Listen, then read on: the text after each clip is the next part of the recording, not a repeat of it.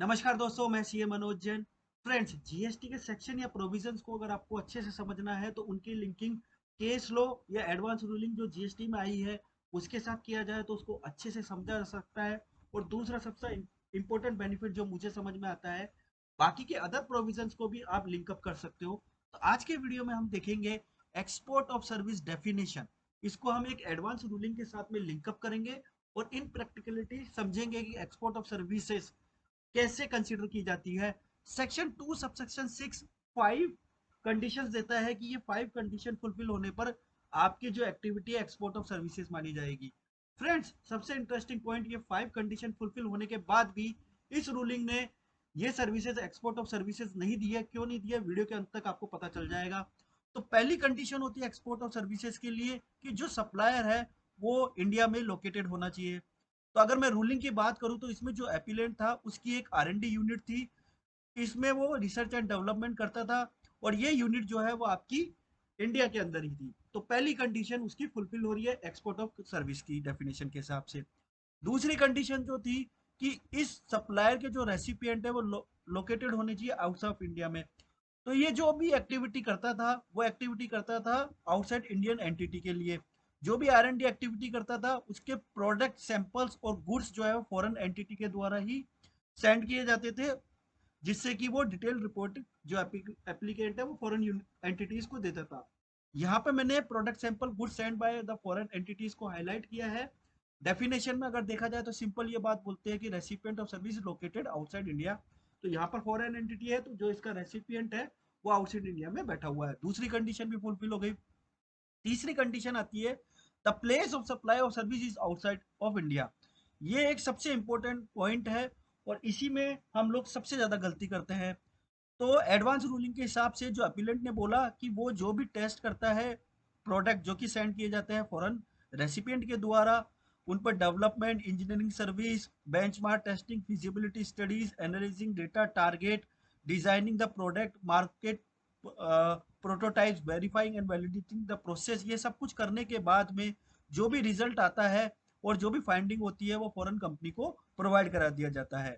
तो यहाँ पर जो है प्राइम फेसिया देखने से ऐसा लग रहा है कि प्लेस ऑफ सप्लाई और सर्विस आउटसाइड इंडिया हो रही है। तो तीसरी कंडीशन भी सेटिस्फाइड हो गई। फोर्थ कंडीशन आती है कि एक्सपोर्ट ऑफ सर्विसेज के लिए आपको जो भी कंसीडर रिसीव हो रहा है वो फॉरेन कन्वर्टेबल एक्सचेंज में होना चाहिए और इंडियन रुपीज में तभी हो सकता है जबकि वो आरबीआई से परमिटेड हो, जैसे नेपाल और भूटान के लिए आप कर सकते हैं। तो यहाँ पर एपिलेंट ने बताया कि उसने जो भी इन्वॉइसेस इशू की वो पीरियोडिक बेसिस पर इशू करता है और फॉरेन कस्टमर उसको जो है कंसिडरेशन फॉरेन करेंसी में ही अवेलेबल कराता है।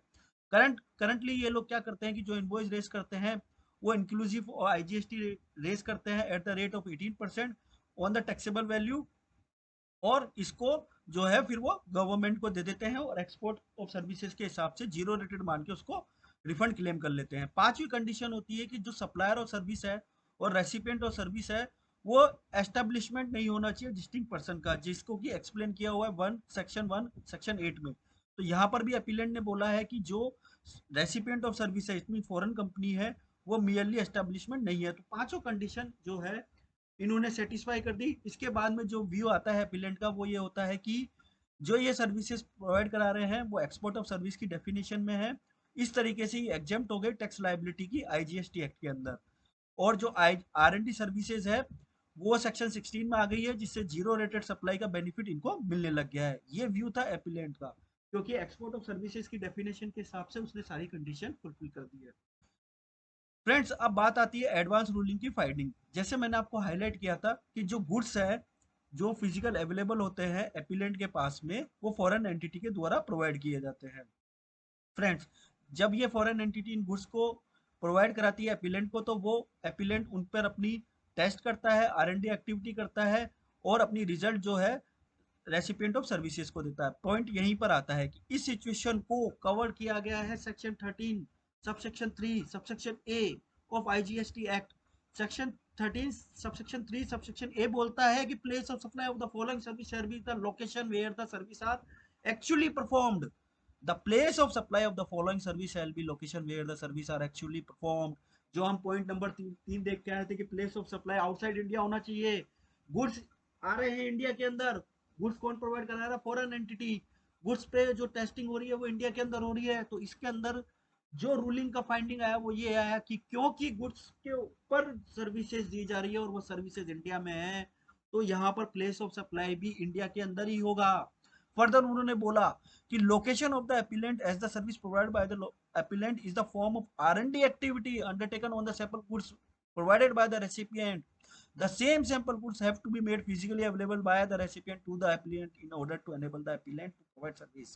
The place of supply in the present case the location where the service are actually performed.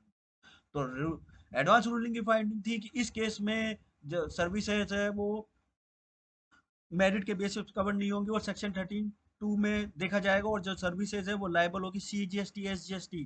Counter submission जो अपीलेंट के द्वारा किया गया वो ये किया गया कि सैंपल गुड्स जो कि फॉरेन कस्टमर के द्वारा दिए जाते हैं वो सर्विस परफॉर्म करने में ही कंज्यूम हो जाते हैं और उसको जो है कस्टमर को नहीं बेचा जाता। ये काउंटर सबमिशन था एप्लीकेंट का, बहुत बढ़िया सबमिशन था।